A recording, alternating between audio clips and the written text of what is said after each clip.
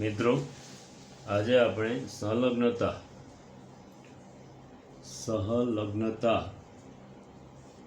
અને પુનઃસંયોજન એટલે કે લિંકેજ એન્ડ રીકોમ્બિનેશન અથવા ક્રોસિંગ ઓવર એટલે કે વ્યતિકરણ વિશે આપણે જોઈએ છીએ. ટી.એચ. મોર્ગન અને તેમના સાથીદારોએ ડ્રોસોફિલા મેલેનોગેસ્ટર નામની ફળમાખી પર વિવિધ પ્રકારના પ્રયોગો દર્શાવેલા હતા. તો અહીં આપણે અભ્યાસ માટે સૌપ્રથમ લેવામાં આવેલી ફળમાખી, જેને ડ્રોસોફિલા મેલેનોગેસ્ટર જેનું વૈજ્ઞાનિક નામ છે, આ નામવાળી ફળમાખી પર કરેલા પ્રયોગો મોર્ગનના પ્રયોગો તરીકે ઓળખાય છે.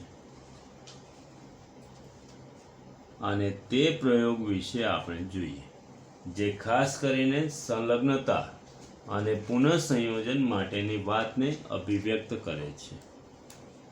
પી પેઢી એટલે કે પિતૃ પેઢી તરીકે ઓળખવામાં આવે. તેની અંદર મોર્ગને જે લીધેલી 2 ફળમાખી હતી, એમાંની એક ફળમાખી, જેને માદા ફળમાખી તરીકે અથવા તો ડ્રોસોફિલા તરીકે ઓળખાવેલી હતી, જેના લક્ષણ રંગસૂત્ર પર આવેલા હતા, જે 2 સંલગ્ન જનીનો ગોઠવાયેલા હતા. એક જનીન કેપિટલ વાય, બીજો જનીન કેપિટલ ડબલ્યુ, એટલે કેપિટલ વાય કેપિટલ ડબલ્યુ તરીકે દર્શાવી. આ જે થયો તેમનો જીનોટાઈપ થયો. હવે તેનો ફિનોટાઈપની વાત કરીએ તો ફિનોટાઈપ જે હતો તે શું હતો? તો એ ફિનોટાઈપ જે હતું પીળું શરીર. આ ફળમાખીઓનું શરીર પીળું હતું અને સફેદ આંખો. આ એમનો ફિનોટાઈપ અથવા સ્વરૂપ પ્રકાર હતો.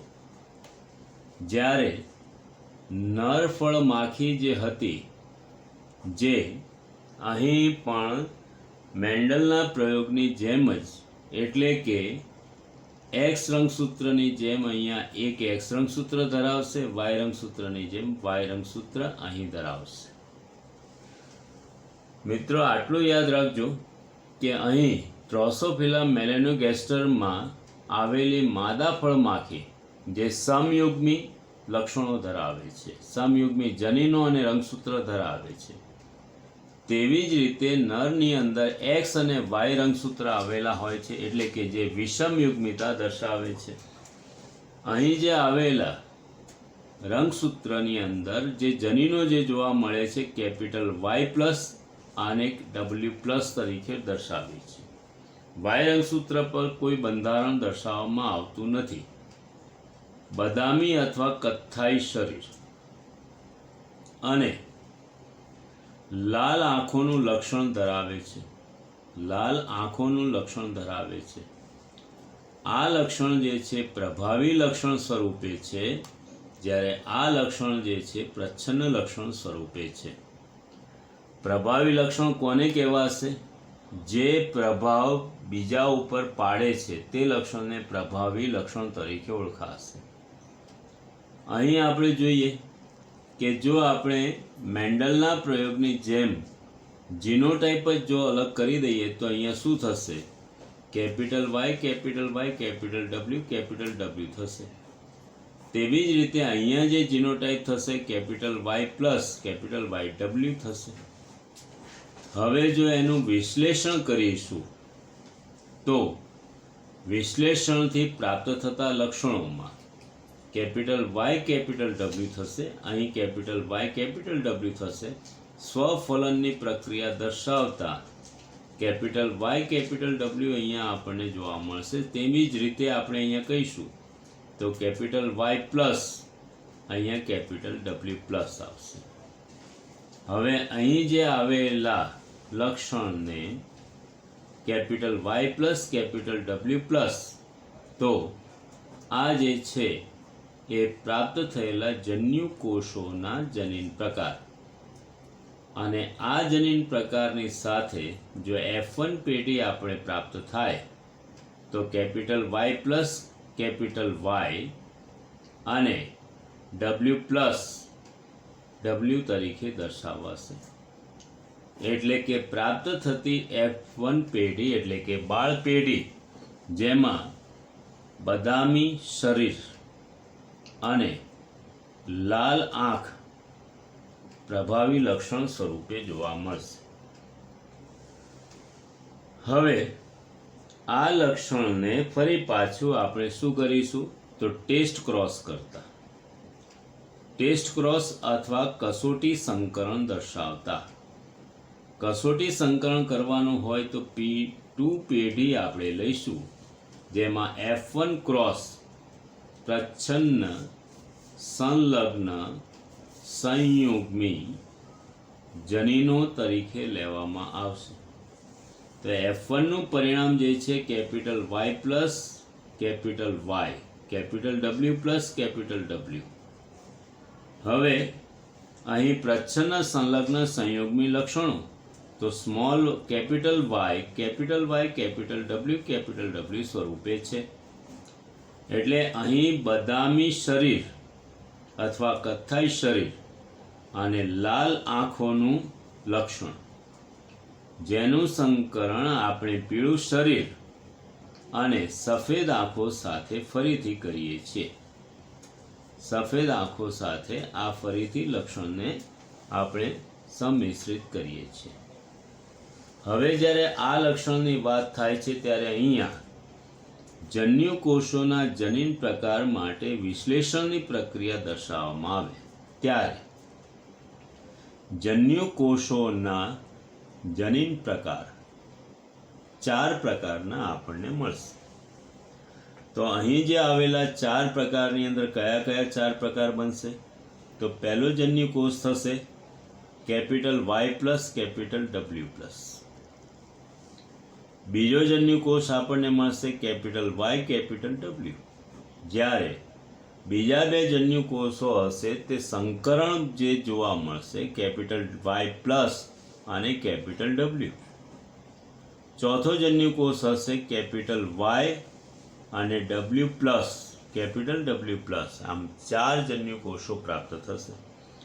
જ્યારે સામેની બાજુએ આપણને પ્રાપ્ત થયેલો જે લક્ષણ, જેમાં કેપિટલ વાય કેપિટલ ડબલ્યુ લક્ષણ આવેલું હશે. હવે જો આ સંકરણની પ્રક્રિયા દર્શાવવામાં આવશે તો ફરીથી પાછા પરિણામ તો મેન્ડલની જેમ જ 9:2:3:3:1 નું પરિણામ આપણને જોવા મળે. પરંતુ અહીંયા મોર્ગને જણાવ્યું કે F2 પેઢીનું પરિણામ કંઈક જુદું હતું. અહીં આપણે લઈએ છીએ નરજન્યુ કોષો સ્વરૂપે. નરજન્યુ કોષો સ્વરૂપે અહીંયા આપણે લીધા કેપિટલ વાય કેપિટલ ડબલ્યુ, એક જન્યુ કોષ લીધા. અહીંયા વાય રંગસૂત્રની અંદર કોઈ જનીન આવેલા નથી, માટે તે જનીનોને આપણે અહીંયા દર્શાવતા નથી. પરંતુ અહીં માદાજન્યુ કોષો સ્વરૂપે આવેલા જન્યુઓ જે 4 પ્રકારના છે. પહેલો જન્યુ કોષ આપણે લીધો capital Y plus capital W plus. બીજો જન્યુ કોષ આપણે લીધો કેપિટલ વાય કેપિટલ ડબલ્યુ. આ બંને મૂળભૂત અથવા પિતૃ લક્ષણો ધરાવતા જનીનો લીધેલા છે. હવે જે આપણે લઈએ છીએ કેપિટલ વાય પ્લસ ડબલ્યુ અહીંયા લીધો. આ પુનઃસંયોજિત જન્યુ કોષનો જનીન પ્રકાર છે. અહીં કેપિટલ વાય અને કેપિટલ ડબલ્યુ પ્લસ આ ચોથો જન્યુ કોષ છે. તો આવી રીતે આપણને 4 જન્યુ કોષો પ્રાપ્ત થશે અને જેનું સંકરણ દર્શાવતા પ્રાપ્ત થયેલા પરિણામો આપણે જોઈએ. તો capital Y plus capital W plus નું સંકરણ કેપિટલ વાય કેપિટલ ડબલ્યુ સાથે કરીએ તો capital Y plus capital Y capital W plus capital W સ્વરૂપે જોવા મળે. એટલે કે બદામી શરીર અને લાલ આંખો ધરાવશે. અહીં આપણે જોઈશું તો કેપિટલ વાય કેપિટલ ડબલ્યુ એટલે કે પીળું શરીર અને સફેદ આંખો ધરાવશે. સફેદ આંખો ધરાવશે. અહીં આનું સંકરણ આપણે દર્શાવીએ તો આ જે આવશે તેની અંદર capital Y plus capital W plus, એટલે કે બદામી શરીર અને લાલ આંખો ધરાવતું શરીર આપણને જોવા મળશે. એટલે કે વન્ય પ્રકાર સંપૂર્ણ રીતે પ્રાપ્ત થશે. એવી જ રીતે અહીંયા જે આપણે જોઈશું કેપિટલ વાય કેપિટલ ડબલ્યુ, પીળું શરીર અને સફેદ આંખો જોવા મળશે. આ જે લક્ષણ છે એ આપણને પ્રાપ્ત થશે. એટલે પિતૃત્વ લક્ષણો પ્રાપ્ત થયેલા કહેવાશે. હવે અહીંયા જોઈએ કેપિટલ વાય પ્લસ અને ડબલ્યુ, જેનું સંકરણ કેપિટલ વાય કેપિટલ ડબલ્યુ સાથે દર્શાવતા capital Y plus capital Y capital W જોવા મળશે. એટલે કે બદામી શરીર જોવા મળશે અને સફેદ આંખો જોવા મળશે. આ પરિણામ જે સંકરણ પરિણામ પ્રાપ્ત થયેલું જોવા મળશે. એવી જ રીતે આ જે છે capital Y plus capital W, એટલે કે બદામી શરીર આવેલું હશે અને સફેદ આંખો જોવા મળશે. તેવી જ રીતે અહીંયા જોઈએ capital Y capital W plus અને કેપિટલ ડબલ્યુ માટે અહીં પીળું શરીર અને લાલ આંખો જોવા મળશે. અહીં પણ capital Y capital W plus એટલે પીળું શરીર અને લાલ આંખો જોવા મળશે. તો અહીં જે આપણને પ્રાપ્ત થતા લક્ષણોની અંદર વૈજ્ઞાનિક એમ દર્શાવે છે કે પિતૃ લક્ષણ જે આપણને પ્રાપ્ત થયેલું છે એ પિતૃ લક્ષણ જે છે એ કુલ 98.7% જેટલું જોવા મળેલું છે. જે બંને પ્રકારના લક્ષણ એટલે કે બદામી શરીર, પીળું શરીર અને તેવી જ રીતે સફેદ આંખો અને લાલ આંખો માટે છે. પણ વ્યતિસંકરણ પરિણામ અથવા પુનઃસંયોજિત પરિણામ, આ પરિણામ ખૂબ જ ઓછું જોવા મળે છે અને જે કુલ એના પર્સન્ટેજ છે 1.3% જેટલું પુનઃસંયોજિત પરિણામ જોવા મળે. હવે એવો જ પ્રયોગ મોર્ગને બીજો એક દર્શાવેલો છે. જે પ્રયોગની અંદર તેમણે દર્શાવેલું છે કે હવે આપણે નર માખી સ્વરૂપે લેવામાં આવે છે અને માદા માખી તરીકે લેવામાં આવે છે. P1 પેઢી આપણે દર્શાવીએ. P1 પેઢીની અંદર માદા માખી તરીકે લેવામાં આવી, તેના પર આવેલા જનીનો જે રંગસૂત્ર પર ગોઠવાયેલા છે તે આ પ્રમાણે છે. જેમાં કેપિટલ ડબલ્યુ અને સ્મોલ એમ જનીન ગોઠવાયેલા છે. જે કેપિટલ ડબલ્યુ જે છે સફેદ આંખ માટે અને કેપિટલ એમ લઘુ પંખ માટે છે. જેનું ક્રોસિંગ દર્શાવવામાં આવ્યું તે નર ફળ માખી સાથે દર્શાવવામાં આવ્યું કે જે વન્ય જાત હતી. વન્ય જાત અથવા તો વાઇલ્ડ વેરાયટીની અંદર જોવા મળતું લક્ષણ કેપિટલ ડબલ્યુ પ્લસ અને એમ પ્લસ જે એક્સ રંગસૂત્ર પર જોવા મળે, જ્યારે વાય રંગસૂત્ર પર કોઈ એવા પ્રભાવી જનીન હોતા નથી. અને તેની અંદર જે લાલ આંખ પ્રભાવી લક્ષણ હતું અને તેની સાદી પાંખ તે પ્રભાવી લક્ષણ જોવા મળતું હતું. એટલે કે નરની અંદર આવેલું લક્ષણ તે પ્રભાવીપણું દર્શાવે છે. આ પ્રભાવી લક્ષણ છે, જ્યારે આ જે છે પ્રચ્છન્ન લક્ષણ સ્વરૂપે છે. તો મિત્રો અહીંયા F1 પેઢીમાં પ્રાપ્ત થતું પરિણામ તો શું હોઈ શકે? તો F1 પેઢીમાં પ્રાપ્ત થતું પરિણામ જે એનું સંકરણ પરિણામ હોઈ શકે. એટલે કેપિટલ ડબલ્યુ સ્મોલ એમ અને અહીં જે પ્રભાવી લક્ષણ જોવા મળશે કેપિટલ ડબલ્યુ પ્લસ અને સ્મોલ m પ્લસ જોવા મળશે. એટલે કે F1 પેઢીમાં લાલ આંખ અને સાદી પાંખ આ એનું મુખ્ય લક્ષણ જોવા મળશે. હવે એનું સંકરણ ફરી પાછા ટેસ્ટ ક્રોસ કરવા માટે અથવા કસોટી સંકરણ કરવા માટે દર્શાવવામાં આવે. કોની સાથે દર્શાવવામાં આવે? પ્રચ્છન્ન સંયુગ્મી સંલગ્ન જનીનો સાથે. હવે પ્રચ્છન્ન સંલગ્ન સંયુગ્મી જનીનો સ્વરૂપે અહીં આપણે લઈએ છીએ કોને? તો આ જે છે પ્રચ્છન્ન લક્ષણને લેવામાં આવ્યા. આ જે પ્રભાવી લક્ષણ સ્વરૂપે લીધા. તો હવે અહીંયા આપણે લઈએ છીએ કેપિટલ W અને સ્મોલ m. કેપિટલ W અને સ્મોલ m. અને નરનું લક્ષણ જે આવેલું છે તેમાં y માટે તો કોઈ લક્ષણ આપણે દર્શાવતા નથી. એટલે કે સફેદ આંખ અને લઘુ પંખ આ જે છે પ્રચ્છન્ન લક્ષણને આપણે પ્રભાવી સ્વરૂપે એટલે કે લક્ષણનું સંકરણ દર્શાવીશું. તો સંકરણ દર્શાવવા માટે આપણે F1 પેઢી લેતા પહેલા અહીં સંકરણ પ્રાપ્ત થતા F1 પેઢીના જન્યુ કોષોના જનીન પ્રકાર આપણે લઈશું. જન્યુ કોષોના જનીન પ્રકાર કયા કયા જનીન પ્રકાર આવશે? તો અહીં જે આવેલા નરજન્યુ કોષો સ્વરૂપે અહીં આપણને 2 જોવા મળશે. એક જે જન્યુકોષ જોવા મળશે જેમાં કેપિટલ W અને સ્મોલ m જોવા મળશે. બીજામાં Y રંગસૂત્ર છે એટલે તેની અંદર કોઈ જન્યુકોષ એટલે કે કોઈ જનીનિક લક્ષણો સ્પષ્ટ થતા નથી. હવે માદાની અંદર આવેલા જન્યુકોષોની વાત આપણે કરીએ.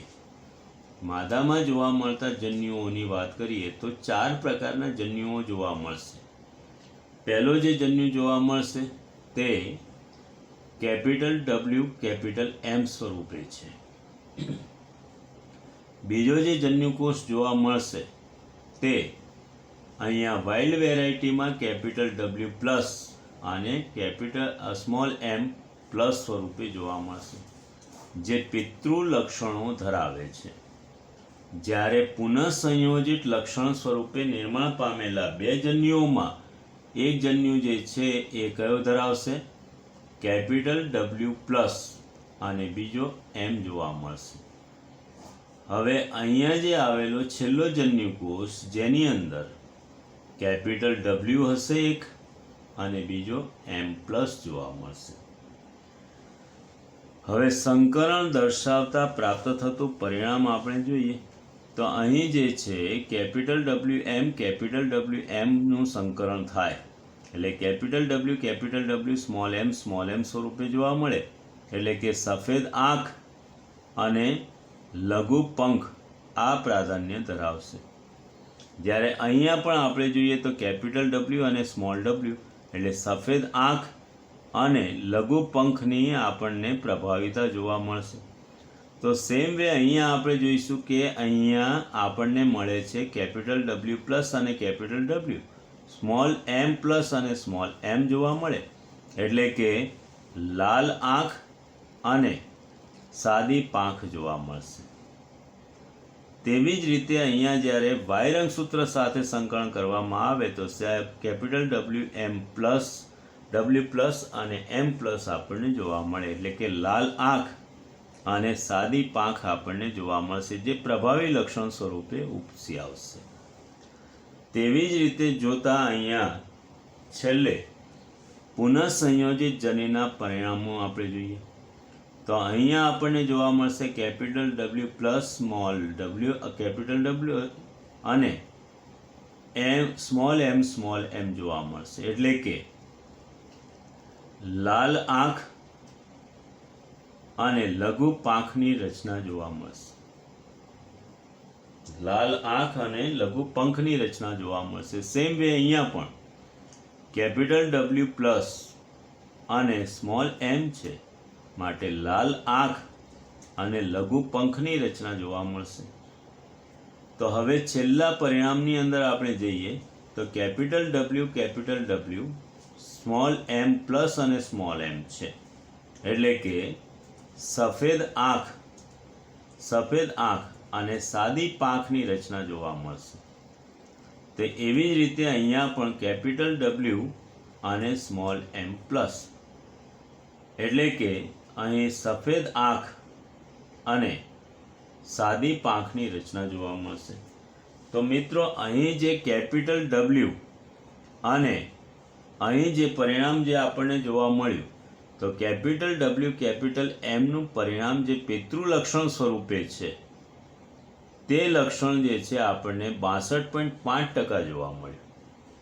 જ્યારે સામેની બાજુએ પુનઃસંયોજિત પરિણામ, પુનઃસંયોજિત અથવા રિકોમ્બિનેન્ટ અથવા ક્રોસિંગ ઓવર પરિણામ જે આપણને 37.2% જોવા મળ્યું. તો એવી જ રીતે અહીંયા જે આપણને મળેલું પરિણામ 98.7%, પુનઃસંયોજિત પરિણામ જે છે 1.3% જોવા મળ્યું. આ ઉપરથી વૈજ્ઞાનિક મોર્ગન અને તેમના સાથીદારોએ વ્યતિકરણની જે વાત કરેલી હતી અને પુનઃસંયોજનની વાત એમણે બહુ સ્પષ્ટ કરેલી હતી. એક જ રંગસૂત્ર પર પાસે આવેલા રહેલા જનીનો સંલગ્નતાની માત્રા વધુ હોય છે, જ્યારે એક જ રંગસૂત્ર પર દૂર રહેલા જનીનોની સંલગ્નતાની માત્રા ખૂબ જ ઓછી હોય. એટલે મિત્રો અહીંયા સમજો કે ધારો કે આ એક રંગસૂત્રની રચના છે, વચ્ચે સેન્ટ્રોમિયર આવેલું છે, અહીં આવેલો એક જનીન ધારો કે કેપિટલ એ લીધો, અહીંયા જે આવેલો જનીન કેપિટલ ઈ લીધો, તો આ બંને વચ્ચેનું જેટલું અંતર વધારે તેટલું તેની વચ્ચેની સંલગ્નતા ઓછી. પણ જેટલી સંલગ્નતા એટલે કે જેટલું અંતર ઓછું તેટલું સંલગ્નતા વધારે. અહીંયા એ અને બી વચ્ચેનું સંલગ્નતા વધારે હોય. આલ્ફ્રેડ સ્ટુટવેન્ટ નામના વૈજ્ઞાનિકે એક જ રંગસૂત્ર પર આવેલા જનીનોની પુનઃસંયોજિત આવૃત્તિ પરથી તેમના વચ્ચેનું અંતર અને દર્શાવી અને જનીન નકશા બનાવવાનો પ્રયત્ન કર્યો. એટલે કે મિત્રો અહીં સમજી લો કે ધારો કે આ એક આપણી પાસે રંગસૂત્ર છે, જેના પર અહીં સેન્ટ્રોમિયર મધ્યમાં ગોઠવાયેલું છે. એક જનીન અહીં રંગસૂત્ર પર એ આવેલો છે, અહીં બી આવેલો છે, અહીં સી આવેલો છે, અહીં ડી છે, એવી જ રીતે અહીં ઈ, એફ અને જી આવેલો છે. હવે અહીં શું કહેવા માગે છે કે આલ્ફ્રેડ સ્ટુટવેન્ટ નામનો વૈજ્ઞાનિક, આલ્ફ્રેડ સ્ટુટવેન્ટ નામના વૈજ્ઞાનિક જે મોર્ગનના શિષ્ય હતા, તેમણે દર્શાવ્યું કે એક જ રંગસૂત્ર પર આવેલા વિવિધ જનીનો જેનું અંતર ઉપરથી તે વચ્ચેની જે આવૃત્તિ સ્પષ્ટ થાય છે. ધારો કે એ અને બી વચ્ચેનું અંતર જે આપવામાં આવેલું છે તે 3 સેન્ટીમોર્ગન છે. CM કેપિટલ લેટર્સમાં એટલે કે સેન્ટીમોર્ગન તરીકે ઓળખવામાં આવે છે. એવી જ રીતે બી અને સી વચ્ચેનું અંતર જે અહીં 2 સેન્ટીમોર્ગન દર્શાવાયેલું છે, તો એ અને સી વચ્ચેનું અંતર જે થયું તે ટોટલ 4 સેન્ટીમોર્ગન તરીકે ઓળખાશે. હવે સી અને ડી વચ્ચેનું અંતર જે છે એ 4 સેન્ટીમોર્ગન દર્શાવેલું છે, એટલે એ અને ડી વચ્ચેનું અંતર કેટલું થયું? તો 4 + 4 એટલે 8 સેન્ટીમોર્ગન તરીકે દર્શાવાશે. હવે ડી અને ઈ વચ્ચેનું અંતર ધારો કે 1 સેન્ટીમોર્ગન છે, તો એ અને ઈ વચ્ચેનું અંતર 9 સેન્ટીમોર્ગન થાય.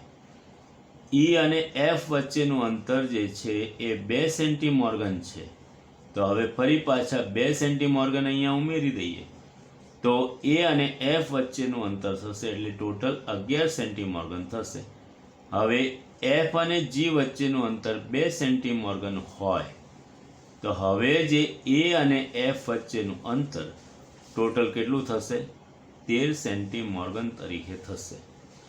આવી રીતે એક જ રંગસૂત્ર પર આવેલા જનીનોની રેખીય ગોઠવણીને આધારે જે નકશા તૈયાર કરવામાં આવે, જેને જીનેટિક મેપ અથવા જનીન નકશા તરીકે ઓળખાય છે, જેને આધારે હ્યુમન જીનોમ પ્રોજેક્ટ એટલે કે HGP ઉપરથી આપણે મનુષ્યના રંગસૂત્રની અંદર આવેલા વિવિધ જનીનોનું સ્થાન અને તેમના કાર્યો વિશેની માહિતી 2006ના પ્રોજેક્ટની અંદર આપણે મેળવેલી હતી, જેના કાર્યની શરૂઆત મોર્ગન નામના વૈજ્ઞાનિકે કરેલી હતી, જે અત્યારે આપણને ફળીભૂત થયેલી જણાય છે.